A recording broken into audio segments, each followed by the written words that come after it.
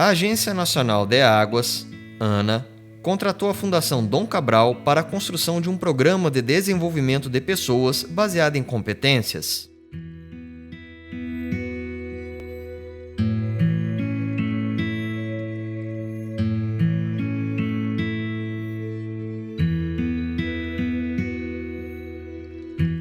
O Desenvolve RH é um projeto que visa o desenvolvimento de recursos humanos para a gestão dos recursos hídricos.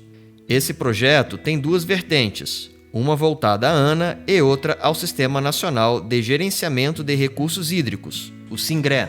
Construir um modelo de gestão por competências contribui para comunicar com clareza o que se espera de cada pessoa, otimizar a aplicação de recursos para ações de educação, capacitação, desenvolvimento de pessoas e, por fim, desenvolver pessoas alinhadas aos objetivos da ANA e do SINGRE. Esse projeto também visa responder a uma demanda de elaboração de programa de capacitação em gestão de recursos hídricos apresentada pelos 26 estados mais o Distrito Federal, no âmbito do Progestão, Programa de Consolidação do Pacto Nacional pela Gestão. Olá, eu sou o professor Bruno Fernandes, professor da Fundação Dom Cabral, e estou junto da ANA e do SINGRE neste projeto que tem por objetivo desenvolver, mapear as competências dentro do sistema. O projeto Desenvolve RH. Veremos agora que as competências e a gestão de pessoas permitem transformar estratégias em resultados. Vocês vão perceber o seguinte, que de um lado temos estratégias e essas estratégias precisam de competência para termos as ações que gostamos ou que gostaríamos. Na ausência dessas competências, ou essas estratégias nem se convertem em ação ou vão se converter em ações completamente desencontradas, atabalhoadas. E o resultado é que não alcançaremos aquilo que gostaríamos. Bom, este é um primeiro ponto que eu gostaria de refletir com vocês. Competências têm a ver com aquilo que nós precisamos para alcançarmos os nossos objetivos e, sobretudo, aquilo que nós precisamos das pessoas. Um segundo ponto que o slide também nos mostra é que para nós gerarmos, para formarmos essas competências dentro da organização, nós precisamos de gestão de pessoas. Ou o modo pelo qual as pessoas são gerenciadas deve nos levar a formar as competências que nós julgamos valiosas. Então, de pessoas, os gestores em particular têm um papel fundamental neste processo, porque são os gestores que num primeiro momento comunicam isso às pessoas, são os gestores que trabalham e ajudam as pessoas a se desenvolver nesse sentido, são os gestores que vão dar feedback para essas pessoas. Olha, isso aqui você fez muito bem, isso daqui nós podemos melhorar e como que nós vamos melhorar nesse sentido. São os gestores que reconhecem os bons trabalhos, parabéns, você fez um excelente trabalho, continue por aí, ou eventualmente reorientam. Enfim, entendemos que essas competências elas são absolutamente centrais para pautar o trabalho dos gestores, a gestão de pessoas e conseguir um alinhamento entre as contribuições das pessoas e aquilo que se espera no plano organizacional.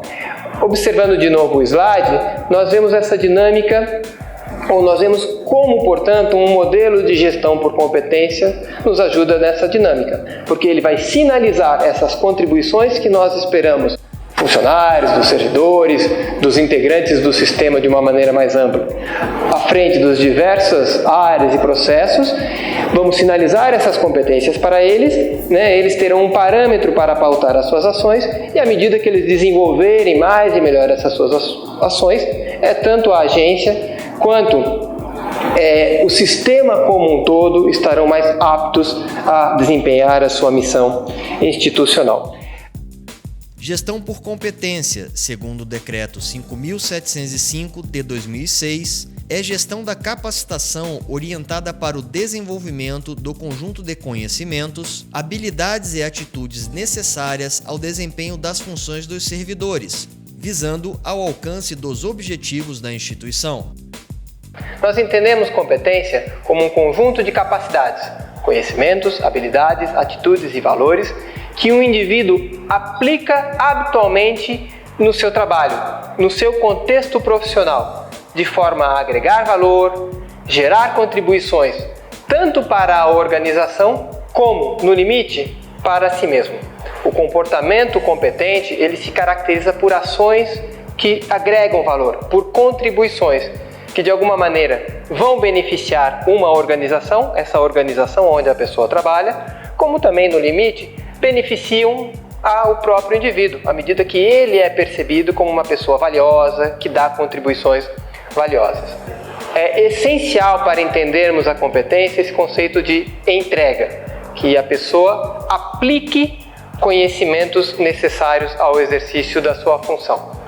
Agora, observem o seguinte, que para realizar essas entregas, esta pessoa precisa de todo um repertório de conhecimentos, de habilidades, de atitudes e de valores.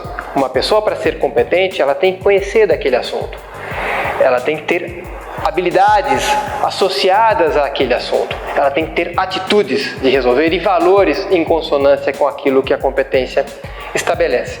Veja, isso é muito importante, porque quando nós trabalharmos esse conceito de competência dentro da ANA e do SINGRE, o que nós vamos fazer é mapear, descrever as diversas entregas que nós precisamos das pessoas, dos servidores, integrantes dos sistemas, nos mais diversos processos em que essas pessoas se encontram, de um lado, e de outro lado nós vamos botar o que são capacidades de referência, sobretudo conhecimentos que nós julgamos importantes às pessoas dentro do sistema, e uma vez tendo entendimento desses conhecimentos, nós vamos criar maneiras sistemáticas de capacitar as pessoas de forma tal que elas tenham os conhecimentos necessários às entregas que delas são demandadas. Pois bem, se nós olharmos esse próximo slide, eu dou o exemplo de algumas competências que nós podemos trabalhar no plano organizacional.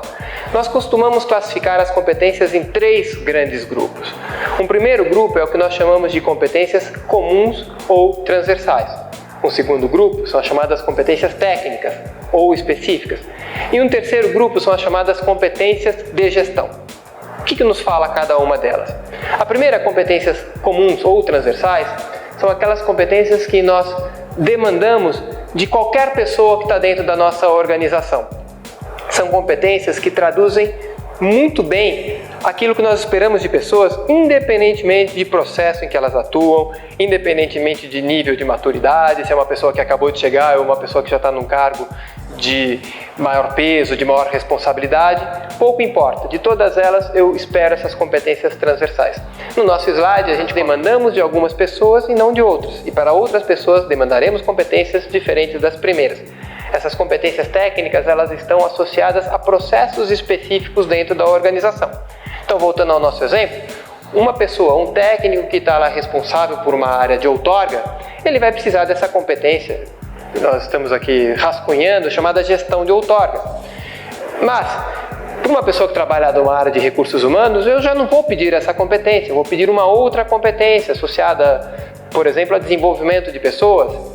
E uma pessoa que trabalha lá numa área de orçamento, eu vou pedir uma competência chamada gestão orçamentária e assim por diante. Competências técnicas são entregas, contribuições que nós pediremos para pessoas à frente de processos distintos. Pois bem, um terceiro grupo de competências são as chamadas competências de gestão. As competências de gestão, elas de alguma forma também são comuns, né? Eu vou pedir para pessoas à frente de processos muito diversos, fiscalização, outorga, processos de apoio, pouco importa. Porém, são competências que eu vou pedir, que vamos pedir para pessoas que têm por atribuição uma função de gestão. Ou pessoas que têm uma equipe sob sua responsabilidade. Aí, pouco importa o processo onde ela está, eu vou pedir que essa pessoa desenvolva pessoas na sua equipe, comunica claramente o que delas espera, que saiba delegar, entre outras atribuições. Níveis de complexidade. O que esse conceito nos traz? O que ele nos mostra?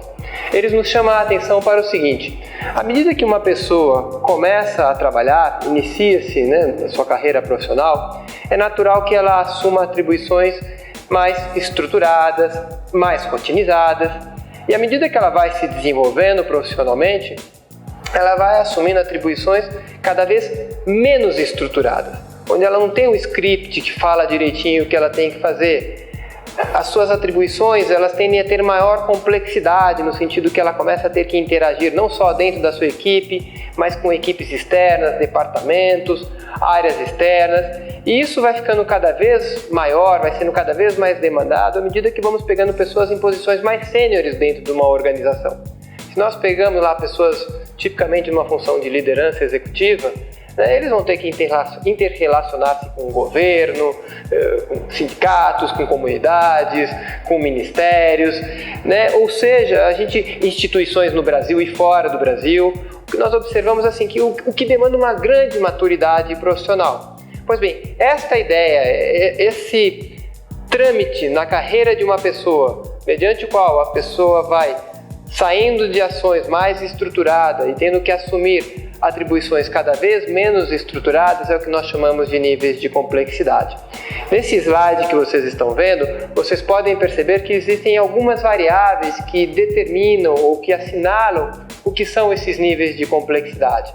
Por exemplo, o nível de atuação, se é uma atuação mais local, é uma atuação mais abrangendo uma área maior, ou uma atuação que envolve um escopo muito maior, inclusive tomando decisões estratégicas, o tipo de decisão que a pessoa, ou a sua participação num processo decisório, se ela mais coleta ou se ela analisa, se ela recomenda ou eventualmente até se ela tem que bancar algumas decisões, sobretudo aquelas de maior impacto, o nível de estruturação das atividades, se é uma atividade mais estruturada, semi-estruturada ou atividades que demandam uma grande capacidade de abstração, o escopo de responsabilidade também, se isso versa sobre tarefas específicas, sobre um conjunto de tarefas que nós chamamos de atividades, sobre todo um processo organizacional ou sobre um conjunto de processos ou até a organização inteira, também é um outro elemento. O tempo é uma variável muito importante.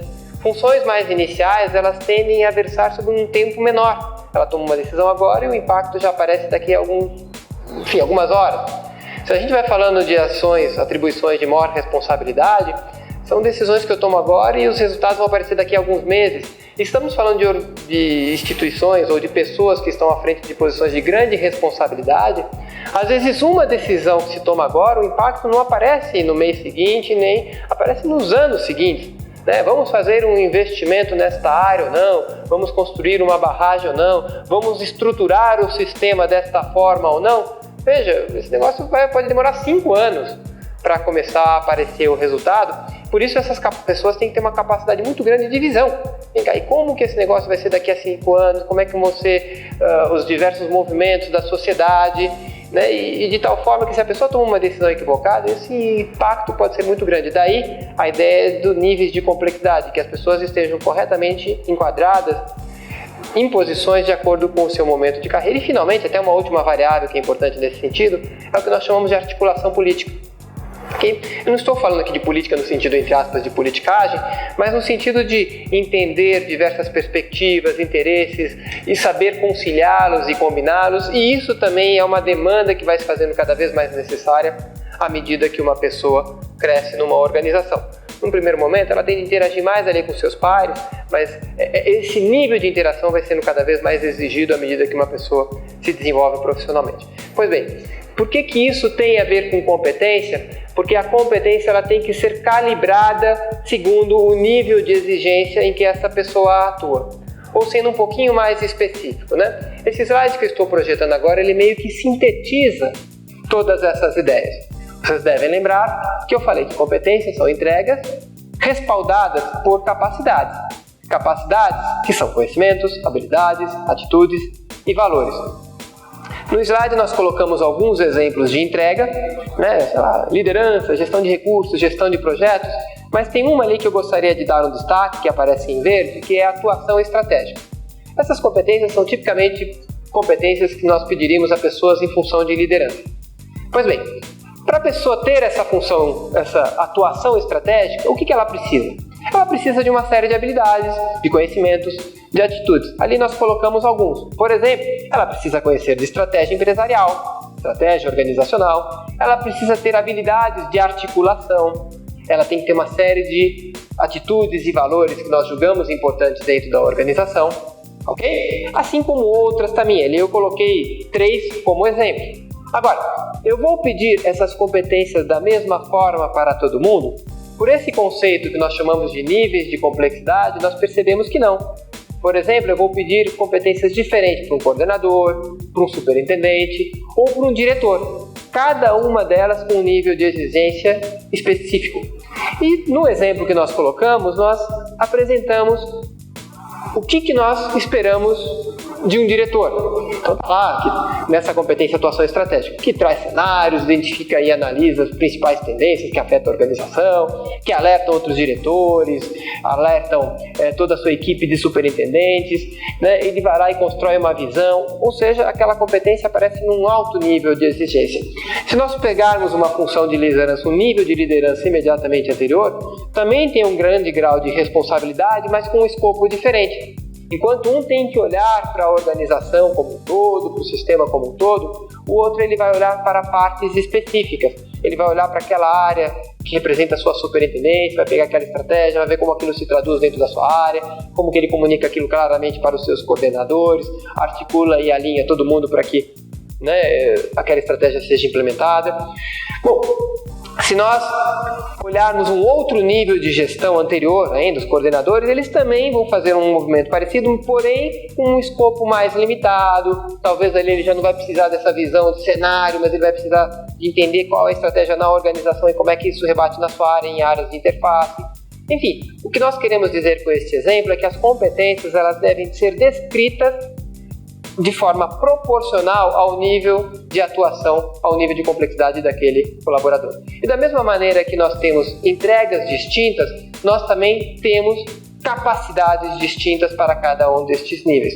Por exemplo, os conhecimentos necessários para um diretor podem e provavelmente serão diferentes daqueles necessários a um superintendente ou a um coordenador.